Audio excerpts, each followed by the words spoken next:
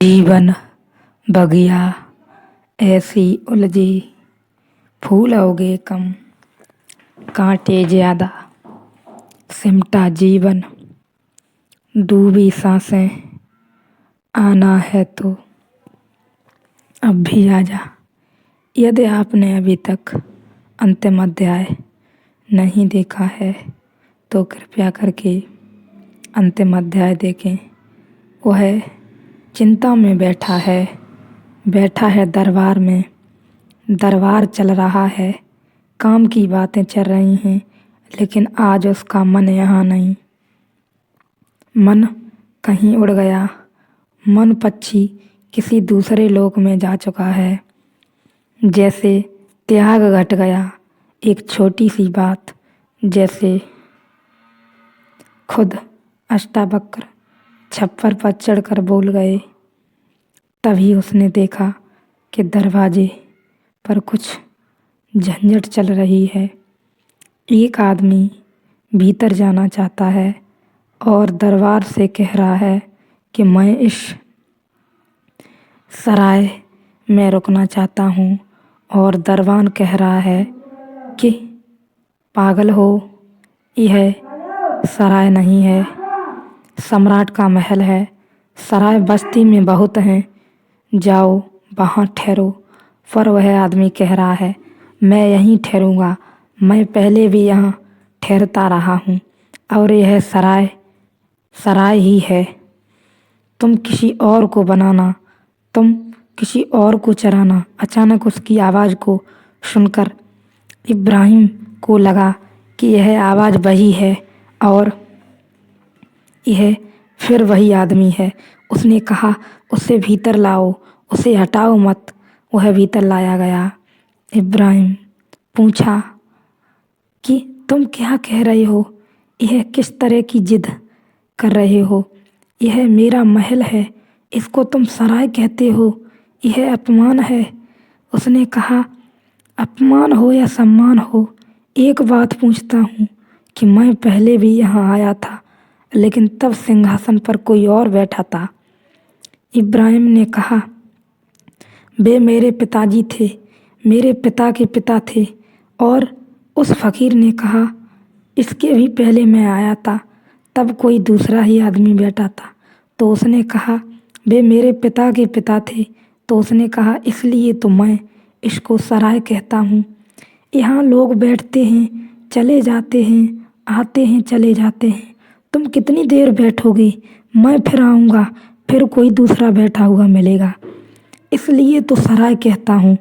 यह घर नहीं है, घर तो वह है जहाँ बस गए तो बस गए, जहाँ से कोई निकाल न सके, हटा न सके। बस गए तो बस गए, संभव ही नहीं हो जहाँ से हटाना। इब्राहिम कहते हैं सिंहासन से उतर गया और उसने कहा मैं जाता हूँ, अब सराय में रुकने में क्या सार है। इब्राहिम ने महल छोड़ दिया। पात्र रहा होगा, सुपात्र रहा होगा। जनक कहते हैं कि एक क्षण में मुझे दिखाई पड़ गया कि शरीर सहित विश्व को त्याग कर मैं संन्यास्त हो गया हूँ। यह किस कुशलता से कर दिया है, यह कैसा उपदेश दिया, यह कैसी कुशलता आपकी, यह कैसी कला आपकी, कैसी कुशलता, कैसे गुरु से मिलना हो गया। अब मुझे सिर्फ परमात्मा दिखाई पड़ रहा है, मुझे कुछ और दिखाई नहीं पड़ता। अब यह सब परमात्मा का ही रूप मालूम होता है, उसकी ही तरंगे हैं। जैसे जल से तरंग फैन बुलबुला भिन्न नहीं, वैसे ही आत्म विशिष्ट विश्व आत्मा से भिन्न नहीं। जैसे पानी में लहरें उठती हैं, बुदबुदे उठते हैं, फैन उठता है और जल से अलग नहीं उठता, उसी में है, उसी में खो जाता है। ऐसा ही परमात्मा से भिन्न यहाँ कुछ भी नहीं है। सब उसके बुदबुदे, सब उसका ही फैन, सब उसकी ही तरंगे, उसी में उठते हैं, उसी में लीन हो जाते हैं। जनक कहने लगे अष्टावक्र से कि ऐसा मैं देख रहा हूँ प्रत्यक्ष। यह कोई दार्शनिक का वक्तव्य नहीं है, यह एक अनुभव गहन अनुभव से उठा हुआ वक्तव्य है कि ऐसा मैं देख रहा हूँ, तुम भी देखो। यह सिर्फ दृष्टि के फर्क की बात है, जिसको पश्चिम में गेस्टाल्ट कहते हैं। गेस्टाल्ट की बात है। गेस्टाल्ट शब्द बड़ा महत्वपूर्ण है। तुमने कभी देखा होगा बच्चों की किताबों में तस्वीरें बनी होती हैं। एक तस्वीर ऐसी होती है कि उसमें अगर गौर से देखो तो कभी बुढ़िया दिखाई पड़ती है, कभी जवान औरत दिखाई पड़ती है। अगर तुम देखते रहो तो बदलाहट होने लगती है, कभी फिर बुढ़िया दिखाई पड़ती है, कभी फिर जवान औरत दिखाई पड़ने लगती है।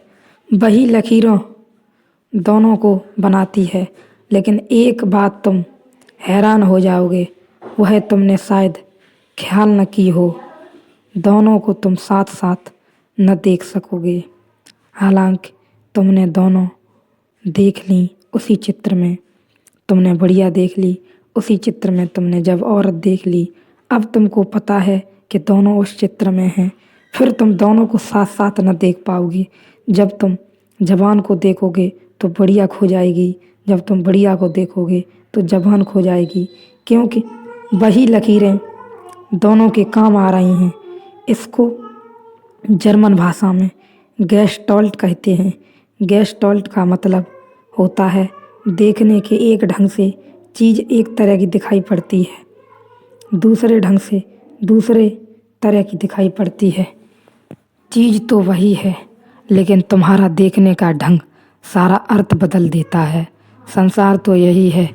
अज्ञानी भी देखता है तो अनंत वस्तुएं दिखाई पड़ती हैं। एक गेस्टाल्ट एक ढंग हुआ, फिर ज्ञानी देखता है उसी को तो अनंत खो जाता है, अनेक रूप खो जाते हैं, फिर एक विराट दिखाई पड़ता है। यही फर्क है देखने में ज्ञानी और अज्ञानी के।